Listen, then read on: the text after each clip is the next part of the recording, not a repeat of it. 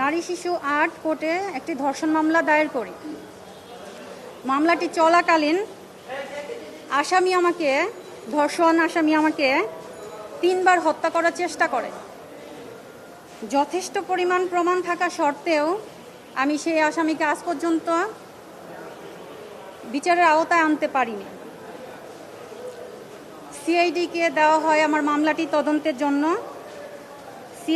CID তদন্তকালীন আমাকে বারবার অফিসে ডেকে নিয়ে বলে, আপনি মামলাটি আপোস করে ফেলেন।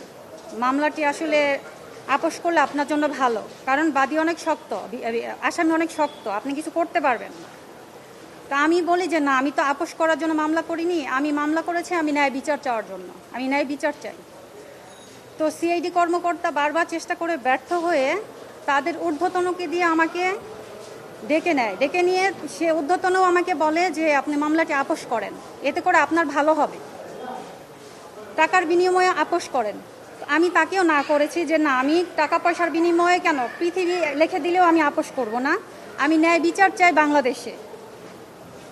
তো তখন তারা ব্যর্থ হয়ে বাধ্য হয়ে তারা একটি রিপোর্ট ৯-১ ধর্ষণ মামলা কোর্টে তারা পাঠায়।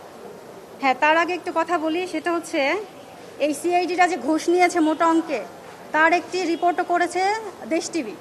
দেশ টিভিতে একটা রিপোর্ট আছে তাদের এই ঘুষ লেনদেনের বিষয়ে। দৈনিক বাংলাদেশ মিডিয়া, সত্যের সন্ধানে সারাক্ষণ।